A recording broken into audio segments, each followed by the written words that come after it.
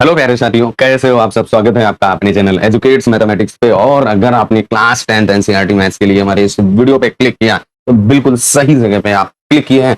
हम लोग class 10th NCERT maths का कंप्लीट सोल्यूशन आपको प्रोवाइड करा रहे हैं, विथ एक्सप्लेनेशन आपको सोल्यूशन मिलने वाले हैं। अगर आप हमारे चैनल पर पहली बार हैं और वीडियो अगर आपने पहली बार देखा है और हमारे इस वीडियो को पसंद कर रहे हो तो भैया चैनल को सब्सक्राइब करना, वीडियो को लाइक करना और जरूरतमंद के साथ शेयर करना मत भूलिएगा। हम जो छठा प्रश्न आपका क्या कह रहा है, निम्नलिखित बिंदुओं द्वारा बनने वाले चतुर्भुज का प्रकार यदि कोई है तो बताइए। और अपने यहाँ पे क्या करना है, उत्तर की जांच भी बतानी है आपकी। क्या कह रहा है कि अपने उत्तर के लिए कारण भी दीजिए। जैसा आपने अभी प्रश्न 5 हल किया था बिल्कुल वैसा ही हल करना है। सबसे पहले जो 4 बिंदु दिए गए हैं उन 4 बिंदुओं से घिरी हुई आकृति बनाएंगे, एक रफ फिगर बनाएंगे।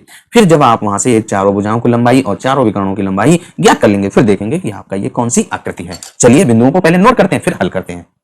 जो पहला भाग है उसको हमने यहाँ पे लिख लिया। जो बिंदु दिए गए -1, -2, 1, 0 है, फिर -1, 2 है, फिर -3, 4 है, 3, 0 है। अब इसके बाद देखिए हम लोग क्या करेंगे, कोई एक आप आकृति बना लीजिए क्योंकि आपकी चतुर्भुज है तो यानी 4 भुजाओं से घिरी हुई आकृति बनानी पड़ेगी। अब यहाँ पे उसका नाम दे दीजिए आप, A B B C C D जो भी देना चाहें। ए बी सी डी हमने दे दिया, आप एक्स वाई जेड भी दे सकते हैं, डब्ल्यू, ऐसे जो भी आप नाम देना चाहें। अब इसके बाद जो बिंदु दिए गए इनको आप सीरियल, जैसे आप ए बी सी डी वैसे सीरियल से देना है। जो बिंदु ये आप इसको ए नेम दे दीजिए, ए के निर्देशांक है, और ये हमारे क्या है बी के निर्देशांक, और ये जो बिंदु यहाँ पे सी है इसके निर्देशांक, और ये हम लोगों का बिंदु डी के निर्देशांक हो गए। अब जब आप यहाँ पे ए बी सी डी के निर्देशांकों को निर्धारित कर लिया, अब इसके बाद आप यहाँ पे ए बी की जो लंबाई है उसको ज्ञात कीजिए। तो ए और बी की लंबाई ज्ञात करने के लिए आपको ए और जो बी के बिंदु दिए गए उनको लिखते हैं और दूरी सूत्र का प्रयोग करते हुए आप हल कर देंगे। तो यहाँ पे देखिए आपका सबसे पहले जो ए बिंदु दिया गया है उसके निर्देशांक आपके -1, -2, और जो हम लोगों का बी है उसके निर्देशांक 1, 0 है। अब यहाँ से ए बी की लंबाई ज्ञात कर लीजिए भाई। ए बी बराबर जो दूरी सूत्र हम लोगों ने पढ़ रखा है, जब भी दो बिंदुओं के बीच की दूरी निकालनी होती है तो दूरी सूत्र का प्रयोग करना पड़ता है। तो आपका क्या होता है, x2 - x1 की घात 2 धन y2 - y1 और उसकी घात 2।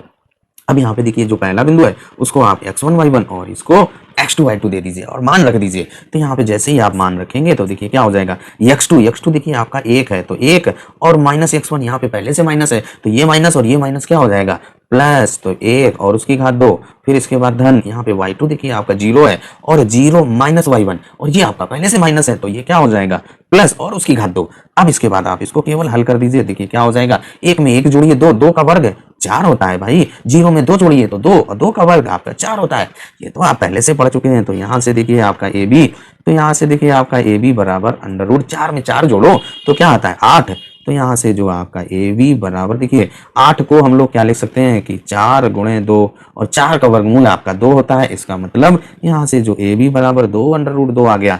ए बी जो भुजा थी उसकी लंबाई हम लोगों ने 2 √2 निकाल लिया। अब इसके बाद जो आपकी दूसरी भुजा बी और सी है उसके लिए आप बिंदु बी और सी के निर्देशांक, तो बी और सी के निर्देशांक आपके ये दिए गए हैं तो बी सी की लंबाई ज्ञात करेंगे। तो यहाँ से बी और सी के निर्देशांक लिखते हैं और उसकी लंबाई ज्ञात करते हैं। तो यहाँ पे देखिए आपका जो बिंदु बी है उसके निर्देशांक 1, 0 है और जो हम लोगों का सी है उसके निर्देशांक -1, 2 है। तो आप इसको x1 y1 दे देंगे और x2 y2 और इसके बाद आप बी सी की लंबाई ज्ञात कर लीजिए। तो बी सी बराबर जो दूरी सूत्र हम लोगों ने पढ़ रखा है उसी का प्रयोग करेंगे। तो x2 - x1 की घात 2 धन y2 - y1 और उसकी घात 2।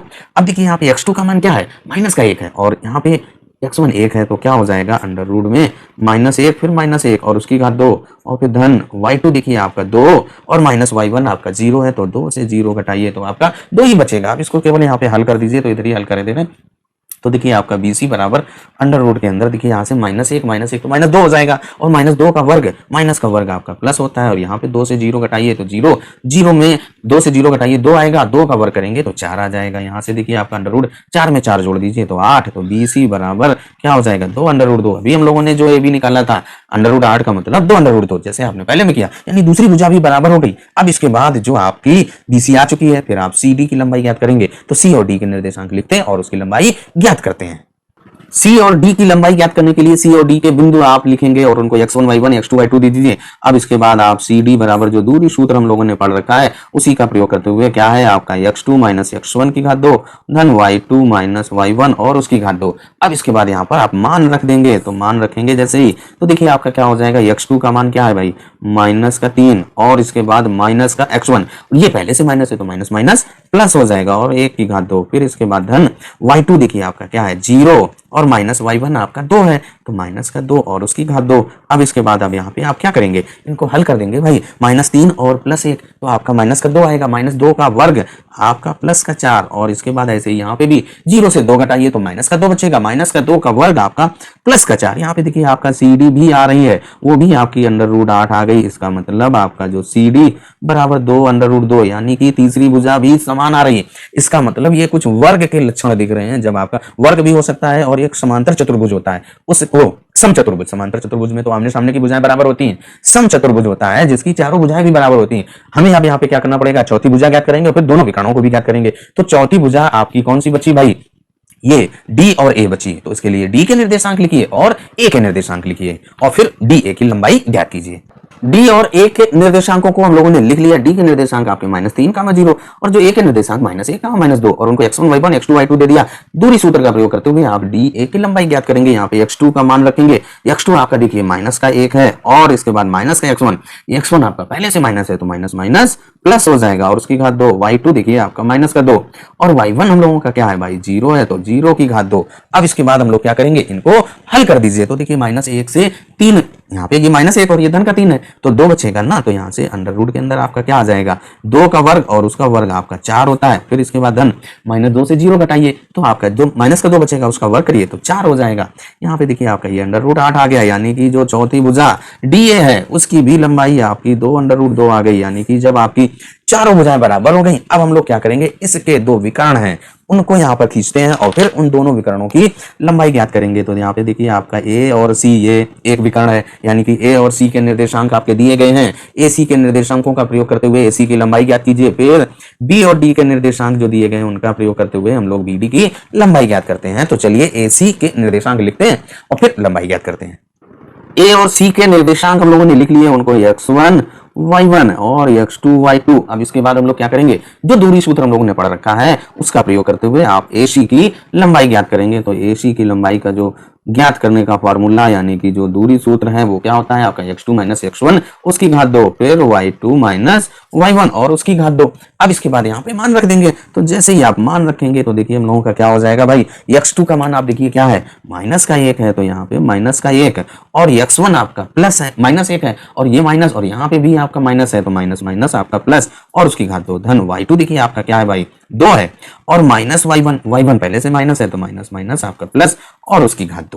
अब इसके बाद आप केवल क्या करना है, हल कर देना है भाई। तो जैसे ही आप इसको हल करेंगे तो क्या हो जाएगा, देखिए आपका ये -1 और +1 तो आपका 0 हो जाएगा। इसका मतलब यहाँ पर 0 और 2 में 2 जोड़ दीजिए तो आपका 4 का वर्ग आपका 16। इसका मतलब ये आपका √16 आ गया। तो AC भुजा थी वो यानी AC विकर्ण है उसकी लंबाई आपकी क्या हो जाएगी 4, क्योंकि जो आपका 16 है उसका वर्गमूल क्या होता है भाई 4। अब जब आपने AC निकाल लिया, AC के बाद अब हम लोग क्या करेंगे, जो हम लोगों का दूसरा विकर्ण BD है उसकी लंबाई ज्ञात करेंगे। तो इसलिए B के निर्देशांक आपके ये हैं और D के निर्देशांक आपके ये दिए गए, इन दोनों को लिखते हैं और इसके बाद इनकी बीच की दूरी ज्ञात करते हैं। जो बिंदु B और D उनके निर्देशांक लिख दिए, x1, y1 और x2, y2 दे दिया। अब इसके बाद BD की लंबाई ज्ञात कर लीजिए। तो BD की लंबाई बराबर यहाँ पर मान रख दीजिए भाई, x2 देखिए आपका -3 है तो यहाँ पे क्या हो जाएगा -3 और -x1 आपका क्या है भाई 1 है तो -1 और उसकी घात 2 फिर धन y2 देखिए आपका 0, y1 भी 0। इसको केवल आपको हल करना है तो देखिए -3 और -1 -4 उसका वर्ग आपका 16, यहाँ पे 0 में 0 तो आपका 0 तो ये आपका √16 आ गया। इसका मतलब आपका जो BD है भाई वो भी आपकी 4 आ गया और AC की लंबाई भी आपकी यहाँ पे 4 आई हुई थी और BD की लंबाई भी 4 आ गई। इसका मतलब दोनों विकर्ण बराबर हो गए, जैसा आपने प्रश्न 5 में हल किया था कि जो हमारे पास आकृति दी गई थी उस आकृति के जो चारों भुजाएं हैं AB बराबर है BC के, BC बराबर CD, CD बराबर DA और इसके बाद आपके जो 2 विकर्ण हैं ये विकर्ण AC और BD ये दोनों बराबर हैं। तो इसका मतलब ABCD एक वर्ग है। तो यही यहाँ पर हम लोग लिख देंगे कि जो हमारी आकृति दी गई है वहां पर AB बराबर है BC, यहाँ पे लिख दीजिए क्या AB बराबर है BC के, BC और CD बराबर है आपका DA और इन सभी की जो लंबाई आपने ज्ञात की थी तो देखिए आपका जो AB बराबर क्या आया था 2 √2, यही तो आया था। BC भी हम लोगों की 2 √2 आई थी, देखिए BC बराबर 2 √2। जब आपकी CD निकाली थी वो भी 2 √2 यानी कि यहाँ पर 2 √2।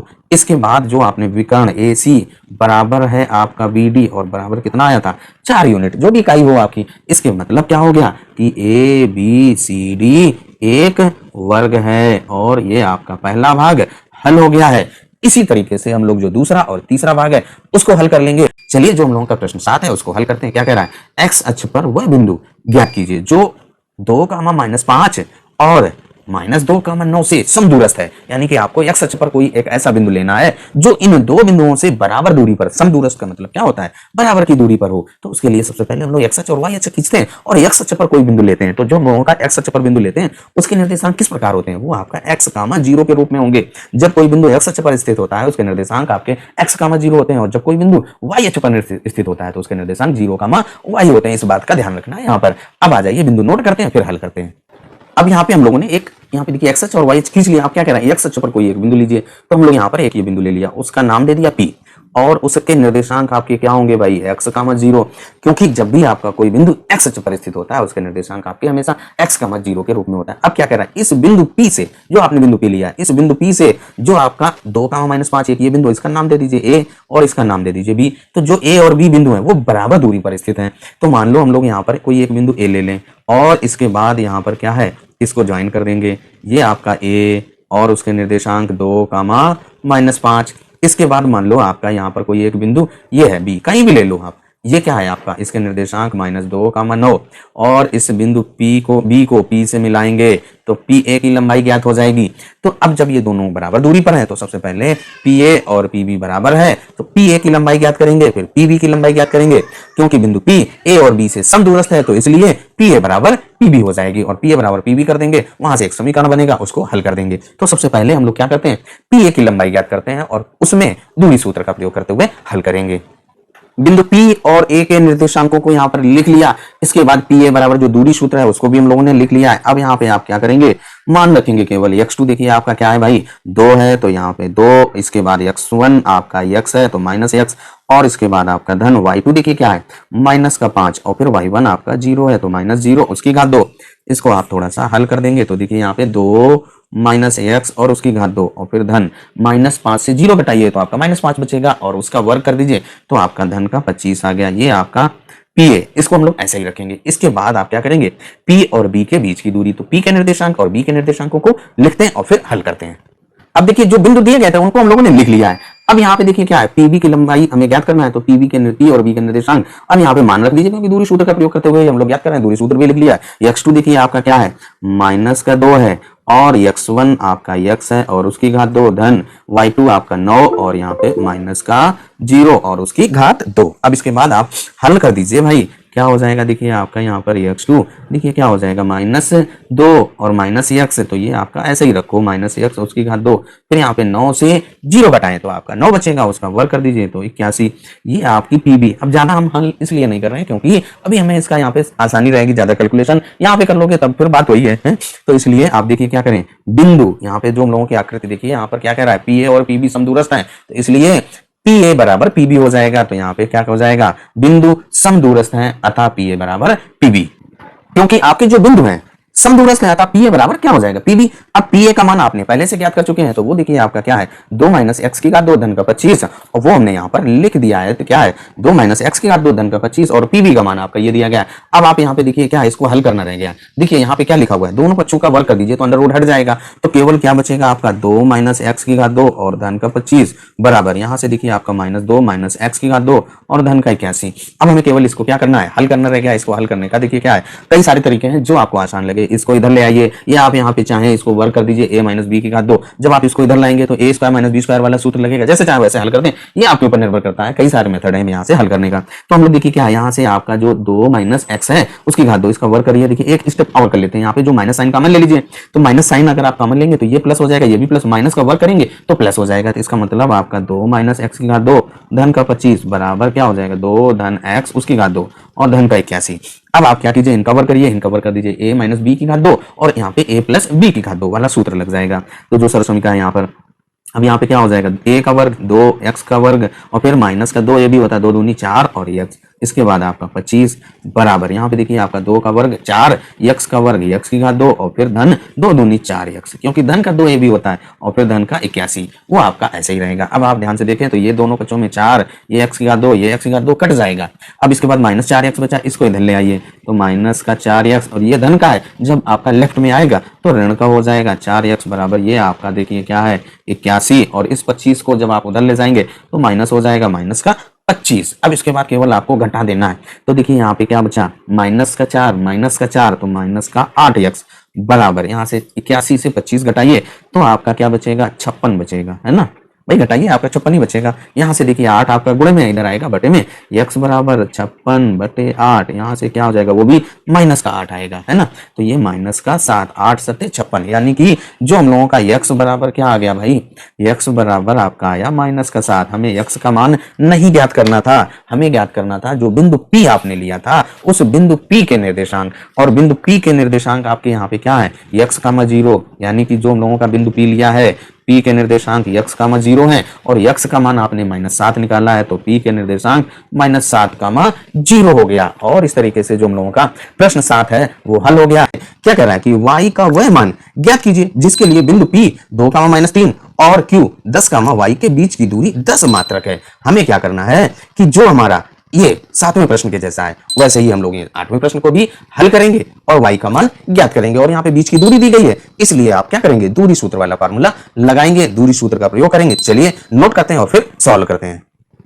जो हम लोगों का प्रश्न दिया गया था यहाँ पे P और Q दो बिंदु दिए गए थे तो उसको हमने यहाँ पर लिख लिया। अब P के निर्देशांक आपके 2, -3 है और इसके बाद जो हम लोगों का Q है उसके निर्देशांक आपके 10, y है तथा इनके बीच की जो दूरी है P और Q को अगर आप मिलाएंगे तो उनके बीच की दूरी 10 मात्रक है। तो हम लोग जो पहला बिंदु P है उसके निर्देशांकों को आप x1 और y1 दे दीजिए और जो Q है उसको आप x2, y2 दे दीजिए। अब इसके बाद क्या करेंगे आप दूरी सूत्र का फार्मूला प्रयोग करते हुए आप हल कर देंगे। देखिए P और Q के बीच की दूरी आपकी 10 मात्रक दी गई और फिर x1, y1, x2, y2 इन सभी का मान यहाँ पर रख दीजिए। P और Q का मान कितना आपका 10 दिया गया है और स्क्वायर रूट के अंदर आपका देखिए x2 कितना है भाई 10 है तो यहाँ पे 10 लिख दीजिए और फिर इसके बाद माइनस का x1 आपका 2 है और उसकी घात 2 और फिर धन y2 देखिए आपका y है और फिर माइनस y1 आपका माइनस का 3 है तो माइनस माइनस आपका प्लस हो गया और उसकी घात 2। अब इस समीकरण को आपको केवल हल करना रह गया। अब देखिए जब हम इसको हल करेंगे तो इसका वर्ग ये स्क्वायर रूट है इसको हटाना पड़ेगा। इसको हटाने के लिए आप क्या कीजिए दोनों पक्षों का वर्ग कर दीजिए। तो यहाँ पे लिख दीजिए कि दोनों पक्षों का वर्ग करने पर, दोनों पक्ष हैं हम लोगों के उनका वर्ग कर दीजिए भाई। वर्ग करेंगे तो क्या हो जाएगा इसका स्क्वायर रूट हट जाएगा, इसकी घात 2 हो जाएगा, 10 की घात 2 बराबर यहाँ पे देखिए 10 से 2 घटा भी दीजिए, 10 से 2 घटाएंगे तो 8 बचेगा, 8 का वर्ग करेंगे तो चलिए 8 का वर्ग लिख दीजिए। फिर इसके बाद यहाँ पे आपका y धन 3 और उसकी घात 2। अब इसके बाद केवल हल कर देना, 100 का वर्ग कर दीजिए, 10 का वर्ग आपका 100 हो जाएगा, 100 का वर्ग नहीं आंसर आ जाता है। चलिए 8 का वर्ग कर दीजिए, 8 का वर्ग 8 8 64। फिर इसके बाद यहाँ पे देखिए आपको क्या करना पड़ेगा a धन b की घात 2 वाली सर्व समीकरण का प्रयोग करेंगे तो आपका a धन b की घात 2 बराबर क्या होता है भाई आप पहले से पढ़ चुके हैं, a की घात 2 धन का 2ab और धन b की घात 2। इस सर्व समीकरण का यहाँ पर प्रयोग कर देंगे तो क्या हो जाएगा देखिए y की घात 2 धन का 2ab, 3 में 2 से गुणा करिए तो आपका 6 हो जाएगा और y में तो 6y और धन 3 का वर्ग कर दीजिए तो आपका 9 आ गया। अब इसके बाद देखिए क्या करेंगे इस यहाँ पे हमें एक आपका समीकरण बनेगा वो भी द्विघात समीकरण और उसके गुणनखंड भी करने पड़ेंगे। तो देखिए और आप हल कर दीजिए 100 बराबर 64 और ये 9 आपके धन के जुड़ जाएंगे तो आपका कितना हो जाएगा 73 और धन y की घात 2 धन का 6y। इस 100 को आप राइट साइड ले जाएंगे तो यहाँ पर 0 बचेगा। ये देखिए आपका क्या हो जाएगा y की घात 2 धन का 6y और इसके बाद आपका देखिए यहाँ पर क्या बचेगा भाई y की घात 2 धन का 6y, ये धन का 73 है और ये जब इधर लाओगे तो माइनस हो जाएगा माइनस का 100। अब इसके बाद आप क्या करिए केवल आप घटा दीजिए तो क्या हो जाएगा इसको देखिए आप ऐसे भी लिख सकते हैं y की घात 2 धन का 6y और 73 माइनस 100 घटाएंगे तो आपका माइनस का आंसर आएगा। तो माइनस और यहाँ पे कितना बचेगा भाई 27 और बराबर 0। इस 0 को इधर ले आए इसको इधर ले आए कोई फर्क नहीं पड़ता। अब इसके बाद यहाँ पर इससे हमें क्या करना है गुणनखंड करना है और वो भी मध्य पद जो आपका ये 6y है इसको विभक्त करके आपको गुणनखंड ज्ञात करना है। तो उसके लिए जो हमारे पास 27 है इस 27 को आपको ऐसी दो संख्याओं के गुणा के रूप में लिखना है कि जिसको जोड़ने और घटाने पर ये जो मध्य पद 6 आ जाए। तो देखिए 9 तिया 27 होता है और 9 से 3 घटा दीजिए तो आपका 6 बचेगा। यानी कि हम लोगों का जो 6 है इसको आप लिख सकते हैं 9 से 3 घटा दीजिए 9 - 3। तो यहाँ पे देखिए आपका क्या हो जाएगा भाई y की घात 2, यहाँ पे हम लोगों का y की घात 2 धन 6 को हम लोग लिख सकते हैं 9 माइनस 3 और ये y माइनस का 27 बराबर 0। अब इसके बाद अगले स्टेप में हम लोग क्या करेंगे भाई, देखिए इसका ब्रैकेट खोल देंगे तो क्या हो जाएगा y की घात 2 और धन का 9y और माइनस का 3y और माइनस का 27 बराबर 0। अब पहले दो पद और आखिरी दो पद इनका जोड़ा बनाते हैं, तो यहाँ से पहले दो पद से आपका y कॉमन आ रहा है तो y धन 9 और यहाँ से आपका माइनस का 3 कॉमन आ रहा है।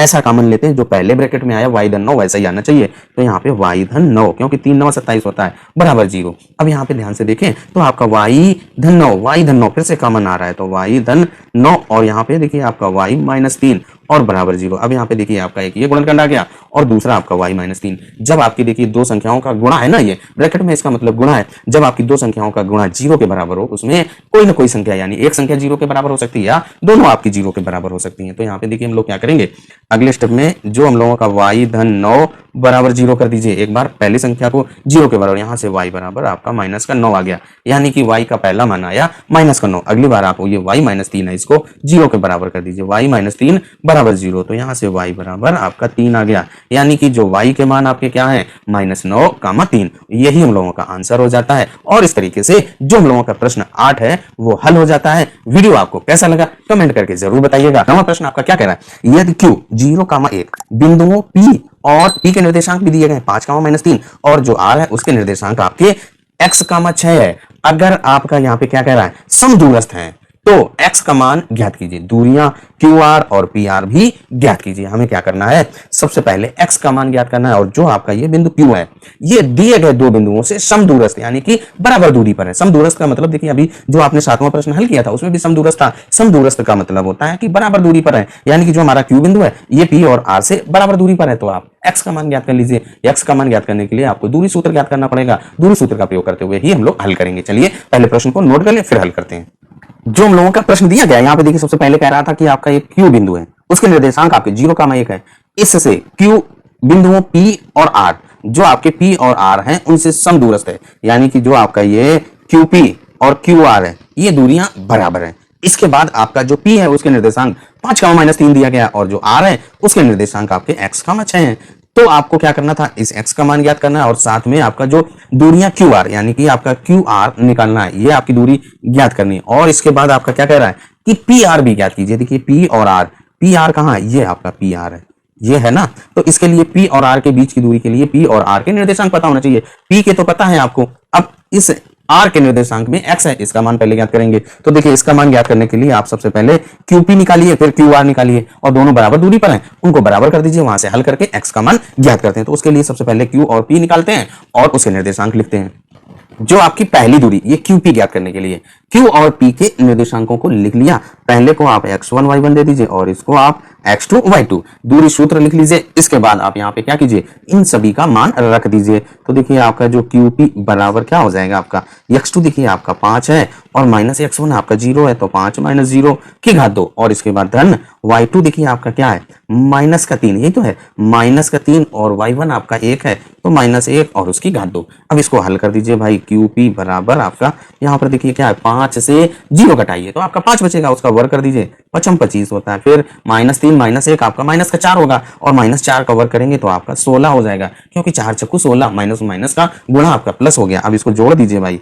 QP बराबर यहाँ पे जब आप जोड़ेंगे 6 5 11 2 1 3 1 4 यानी कि आपका 41 आ गया, यानी कि QP बराबर आपका क्या आ गया √41। इसका मतलब QR भी हम लोगों का यही होगा। तो अब आप क्या कीजिए QR भी ज्ञात कर लीजिए। तो यहाँ से जो हम लोग Q है उसके निर्देशांक आपके 0,1 और इसके बाद R है उसके निर्देशांक आपके x, 6 यही दिए गए। पहले को आप x1 y1 और दूसरे को आप x2 y2। इसके बाद हम लोग क्या करेंगे, दूरी सूत्र वाला जो फार्मूला है उसका प्रयोग करते हुए QR निकालते हैं। यहाँ पे QR बराबर क्या होगा √x2 माइनस x1 की घात 2 और फिर y2 माइनस y1 और उसकी घात 2। अब यहाँ पे आप क्या करना है, केवल मान रख दीजिए। तो QR बराबर अंडर के अंदर देखिए x2 आपका x है और माइनस 0 तो माइनस 0 की घात 2, फिर y2 आपका क्या है भाई देखिए 6 है और y1 आपका 1 है तो माइनस 1 और उसकी घात 2।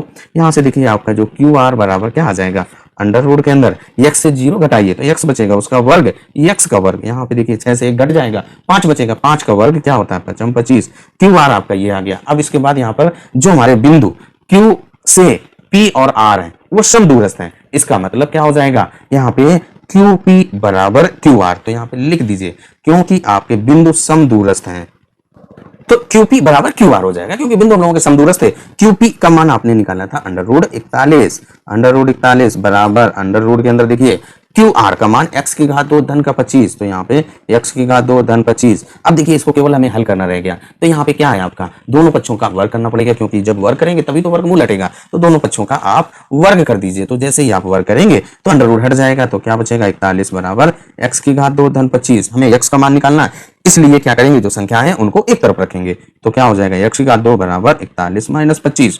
भाई 25 को इधर लाएंगे तो आपका माइनस हो जाएगा, तो x की घात 2 बराबर 41 से 25 घटा दीजिए, तो जैसे ही आप 41 से 25 घटाएंगे 16 बचेगा, तो x बराबर क्या आ जाएगा √16। इसका मतलब आपका जो x बराबर प्लस माइनस 4 यानी धन और ऋण के साथ आपका 4 आ गया, x का मान आ गया। x का मान जैसे ही आ जाएगा तो जो हम लोगों का बिंदु r है उसके निर्देशांक आ जाएंगे, जो हम लोगों का r है इसके निर्देशांक आपके प्लस माइनस 4, 6।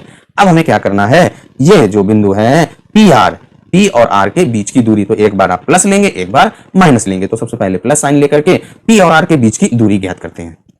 P और R के निर्देशांकों को लिख लिया, अब आप क्या करेंगे प्लस चिन्ह लेंगे, तो जब प्लस चिन्ह लेंगे तो R का जो निर्देशांक क्या हो जाएगा 4, 6। अब आप पहले को आप x1 y1 और इसको आप x2 y2 दूरी सूत्र का फार्मूला लगा करके PR ज्ञात कर लीजिए। PR बराबर क्या होगा x2 माइनस x1 की घात 2 फिर y2 माइनस y1 और उसकी घात 2। अब यहाँ पे आप क्या कीजिए अंडर रूट के अंदर x2 आपका देखिए क्या है भाई 4 और माइनस का x1 आपका 5 है उसकी घात 2, फिर y2 आपका देखिए यहाँ पर 6 दिया गया और फिर माइनस y1 आपका देखिए -3 है तो माइनस माइनस प्लस हो गया उसकी घात 2। अब यहाँ पे देखिए क्या हो जाएगा आपका देखिए 4 से 5 घटाएंगे तो -1 बचेगा, उसका वर्ग करिए तो आपका 1 बचा। फिर इसके बाद यहाँ पे देखिए 6 में 3 जोड़िए, तो 6 में 3 जोड़ेंगे तो आपका 9 आएगा, 9 का वर्ग करेंगे तो 9 का वर्ग आपका 81, यानी कि जो आपका PR बराबर अंडर रूट के अंदर 81 में 1 जोड़ना पड़ेगा, तो 81 में 1 जोड़ दीजिए तो 82 हो गया। PR आपका जब प्लस चिन्ह लिया तो आपका अंडर रूट 82 आया। अब इसके बाद हम लोग यहीं पर क्या करेंगे माइनस का चिन्ह लेंगे, माइनस चिन्ह लेने पर क्योंकि आपके जो x का मान आया था 2 आए थे, 1 प्लस और माइनस 4। अब यहाँ पे देखिए जो R है उसके निर्देशांक आपके क्या हो जाएंगे -4, 6 और जो हम लोगों का P है उसके निर्देशांक आपके यहीं पे दिए गए वो आपके x1 और y1 वो 5, -3, इसको आप x2 y2 दे दीजिए।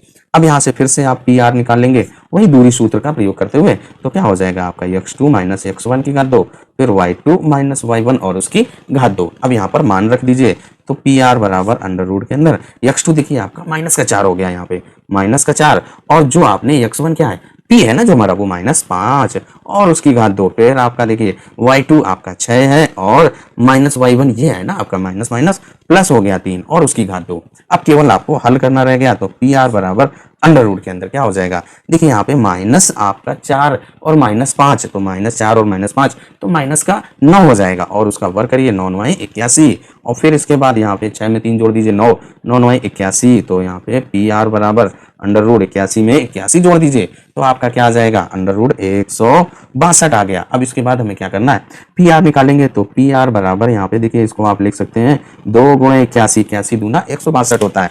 अब इसके बाद यहाँ से देखिए PR बराबर 81 का वर्गमूल आप ज्ञात कर सकते हैं, तो वो क्या होता है 9 और ये अंडर रूट 2, यानी कि जो PR की 2 दूरियां आई हैं, एक आपका क्या है भाई 9 अंडर रूट 2 और एक आपका अंडर रूट 82। और इसके बाद जो आपसे कह रहा था कि QR भी ज्ञात कीजिए, तो QR हम लोग सबसे पहले ज्ञात कर चुके थे।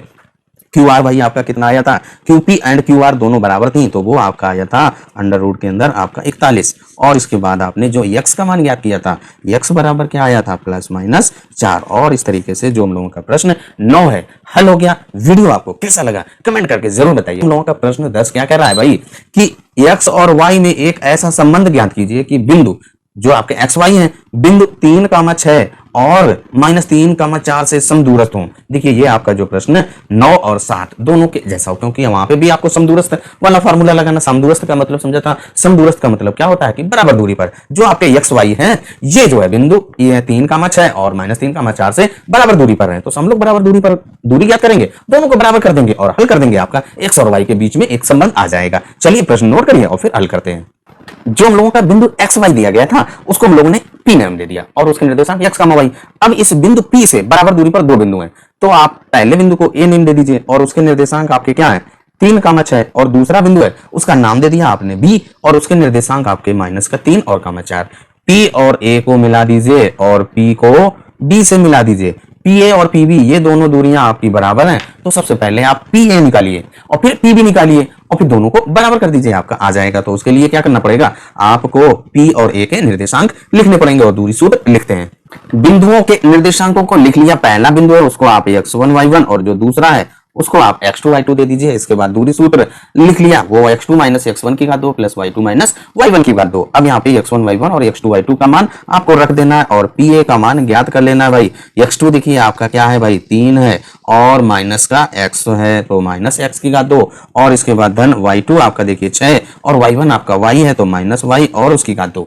अब यहाँ पे इसको हम लोग यहीं तक रखेंगे, चाहे तो आप यहाँ पर a माइनस बी की घात 2 वाली सर समीकरण लगा दीजिए, तो उसको हम लोग आगे लगाएंगे। अब इसके बाद हम लोग क्या करेंगे, जो PB है उसको भी निकाल लेते हैं। तो देखिए जो आपका P है उसके निर्देशांक आपके x, y है और जो हम लोगों का B है उसके निर्देशांक आपके क्या है -3, 4। पहले को आप x1 y1 और इसको x2 y2 दे दीजिए और इसके बाद आप क्या करेंगे PB और जो दूरी सूत्र वाला फॉर्मूला उसको नोट कर लीजिए, x2 माइनस x1 की घात 2 और फिर इसके बाद y2 माइनस y1 और उसकी घात 2। अब देखिए आपके पास क्या है, x1 y1 और x2 y2 के मान दिए गए, वो आप यहाँ पर रख देंगे। तो क्या हो जाएगा आपका PB बराबर आपका अंडर रूट के अंदर x2 देखिए आपका क्या है माइनस का 3 है तो माइनस का 3 और x1 आपका देखिए x है तो माइनस x और उसकी घात 2, फिर धन y2 आपका देखिए क्या है 4 है और माइनस y1 आपका y है तो माइनस y और उसकी घात 2। अब देखिए हमें इसको थोड़ा सा और हल कर देना है। तो देखिए यहाँ से देखिए माइनस का चिन्ह कॉमन ले लीजिए, तो माइनस का जब वर्ग करेंगे तो प्लस हो जाएगा, जब यहाँ से माइनस कॉमन लेंगे तो ये भी प्लस हो जाएगा, ये भी प्लस हो जाएगा।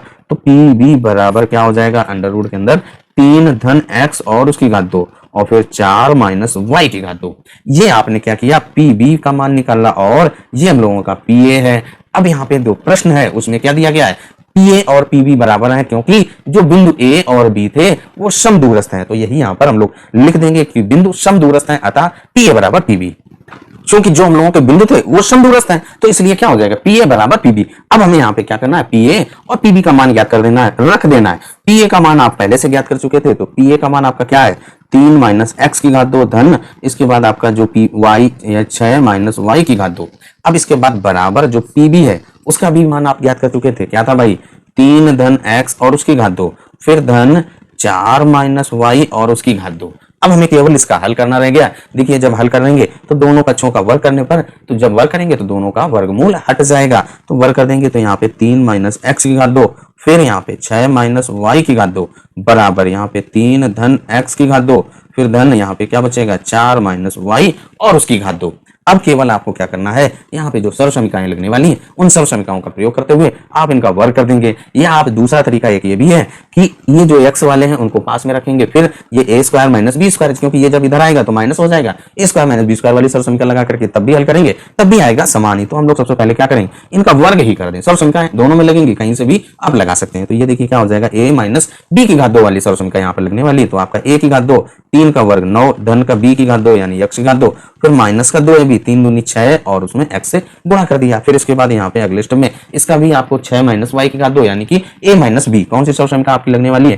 देखिए हम लोग यहाँ पर a माइनस b की घात 2 पढ़ चुके हैं, क्या होता है आपका a की घात 2 धन का b की घात 2 और माइनस का 2ab, इस सर्व समीकरण का यहाँ पर हम लोग प्रयोग किए हैं। अब इसके बाद यहाँ पे अगर धन का b हो जाता है तो आपका a धन b की घात 2 बराबर क्या होता है आपका a की घात 2 धन का b की घात 2 धन का 2ab।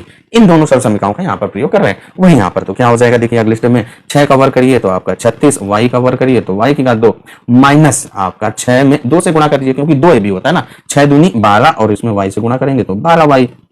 अब इसके बाद यहाँ पे बराबर यहाँ पे a धन b की घात 2 लगने वाली है, तो आपका 9 और इसके बाद x की घात 2 फिर इसके बाद क्योंकि a की घात 2 धन b की घात 2 धन का 2ab 3 दूनी 6 और x के साथ गुणा कर दीजिए तो 6x हो गया। अब इसके बाद देखिए आपका क्या हो जाएगा, अगले स्टेप में जो ये 4 माइनस y है इसका भी वर्ग कर दीजिए, तो 4 का वर्ग आपका 16 फिर आपका y की घात 2 और माइनस का 4 दूनी 8y है ना, 4 का 2y 2ab होता है तो 4 दूनी 8 और उसमें y।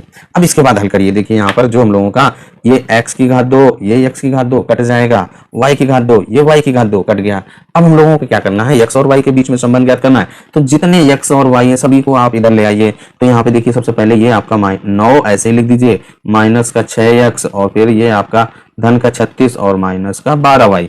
इस 9 को इधर ले आइए तो माइनस का 9 हो जाएगा और ये माइनस का 6x हो जाएगा, क्योंकि जब आप लेफ्ट लाएंगे तो ये प्लस था इसलिए माइनस, और इसके बाद ये माइनस का 16 और ये माइनस है तो प्लस हो जाएगा 8y और बराबर 0। भाई सारे पद आप लेफ्ट में ले आए। अब इसके बाद देखिए ये आपका एक धन का 9 और एक ऋण का 9 ये कट गया भाई।